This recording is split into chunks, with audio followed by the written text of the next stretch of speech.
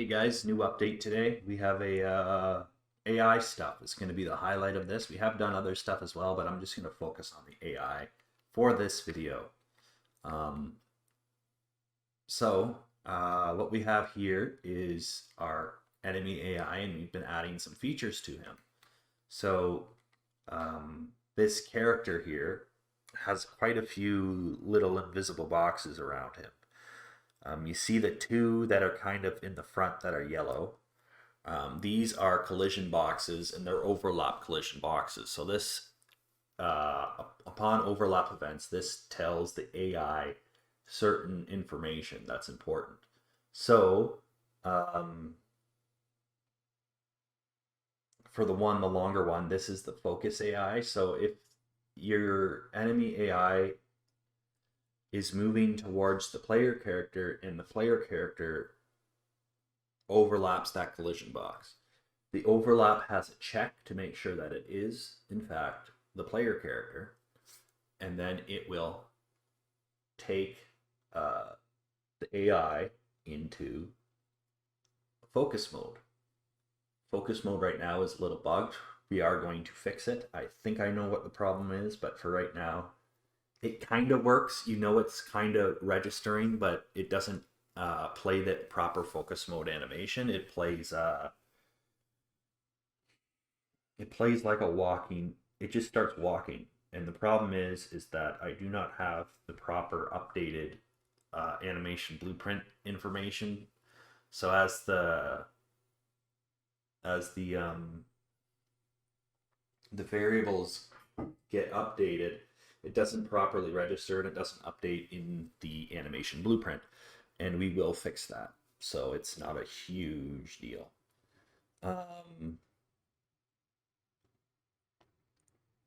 But anyway, to get this kind of figured out, we also have a smaller box in here.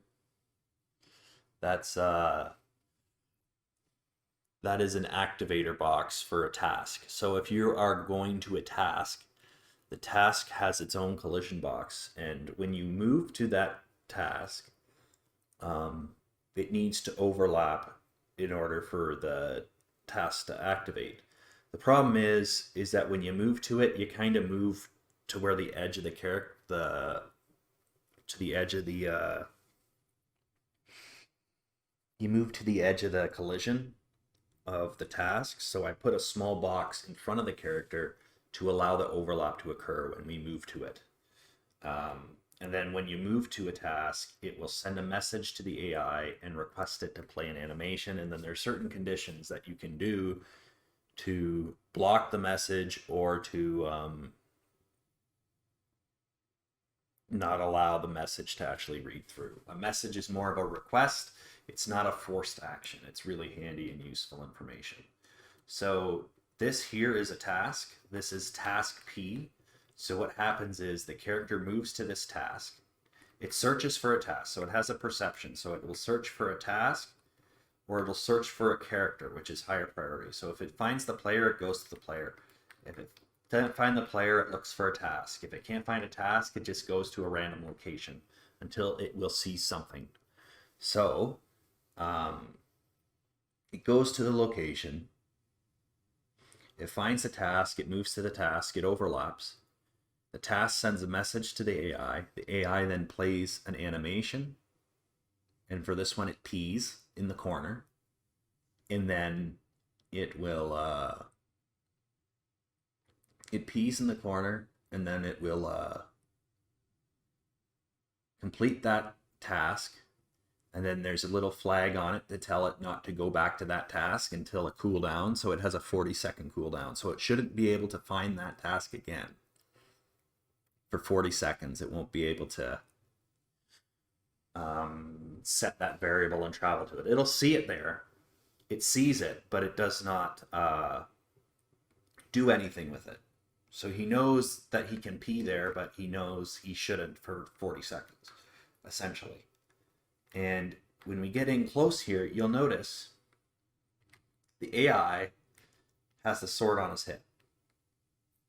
So for this type of game, it's a combat-focused game. The very heavy focus game on the combat system. It's very much you go into the level and you start fighting. But the AI, I want to have a little bit of realism in the fact they don't just immediately all attack you at once. There is a detection system that we have in place that we've seen before. But before they can detect you, I want them to kind of just move around like somebody normally would. I don't want it to just be, oh, they're sitting there waiting for you and they're walking to random spots and their weapons are ready to go. So we have this guy, his sword is sheathed, and then when he detects you, he will draw his weapon. The weapon will then disappear on his hip and it will reappear in the sequence of a frame on his hand, and then it will become the activatable weapon that can deal damage. So that's kind of how that system works. That's how the task system works. We're going to implement more tasks. We have one right now, but I just wanted to prove out the system, make sure it all worked, and make sure that we can repeat it. I think we can, and it looks pretty nice. You see the big glowing box there, and you think that might be a little annoying. All I can say is that we're going to have a few of those, but they're invisible in the game. So we have something in here that's called actor hidden in game. So the AI can still sense it and see it, but it doesn't pop up on the screen, so that you don't have to worry about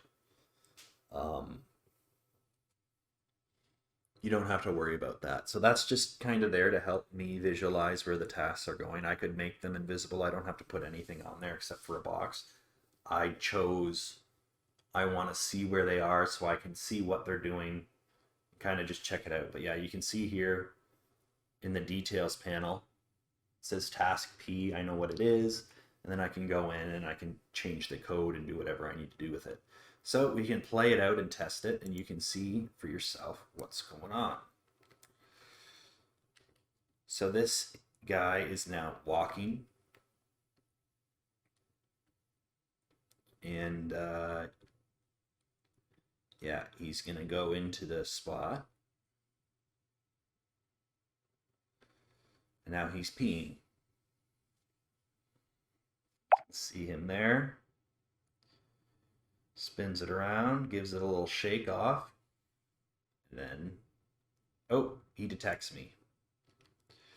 All right, now it's time to fight him. You can see he's doing damage like normal. And then he gets BTFO'd because my character is much stronger than him right now. So that's how this is kind of working right now. We still have a lot to do, but this was really fun, really cool, and it wasn't terrible in terms of trying to figure out how this stuff all works. It's not perfect yet, but we're coming a long way considering we started this 2 weeks ago, and we've already got some stuff that's kind of interesting. So, yeah. 2 weeks ago, maybe 1 week. I don't know how long we've been doing this. It's not been very long, but we're making some pretty quick progress. We're doing some pretty cool things, and there's a lot of cool tricks that I'm learning. And for this one, for the task system and the drawing the weapon system, for the most part, I didn't look anything up. I just kind of took my knowledge of what I've learned from other tutorials and used my ability to apply what I previously learned into new territory, and it seemed to have worked pretty well. So I'm pretty excited about that. I'm looking forward to not needing to use tutorials for everything and just kind of going, well, I kind of know what this is. I kind of know what this is, and let's see if we can figure it out. So yeah, that's the big update for the AI. I can show you the asset I built, I guess. You guys saw the tower, we removed it. I put a wall in there as well and I removed it, but the wall is the big asset that I worked on.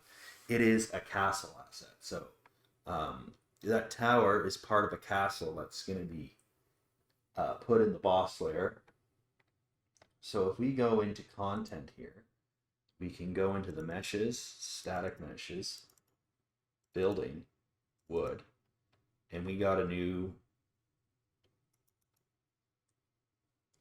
have a new wall type. This is a wooden castle wall. Looks pretty nasty, looks pretty intimidating. It's got a lot of dirt filler in the middle. You're probably not going to see this part, but I wanted to fill it with something in case how you get placing models in the editor. Sometimes you get little gaps and stuff, and I'd rather it be filled with something rather than empty space. And then when the player is looking through, he can kind of see a weird angle and go, oh, that just kind of goes off.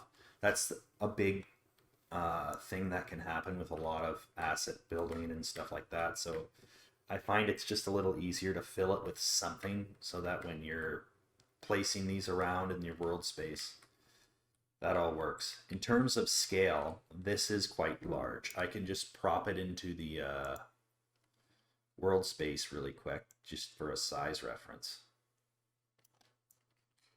It's quite big. It's a big wall. It's gonna be hard to get through. But yeah, we're gonna have AI walking on top of it once I kind of figure out how NavMesh works with models like this. It should be possible. And then yeah, we'll go from there. So that's the big update this week. I think I'm going to make a couple more quick models while I have some time today. But I got to get caught up on chores, so I don't know how much more time I will have. But I'm going to do like a weird corner wedge piece that you should be able to stack and make whatever kind of angle you want.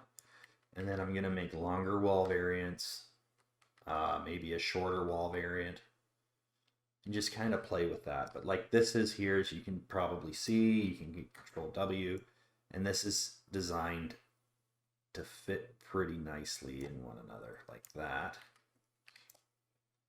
You can even snug this up this way,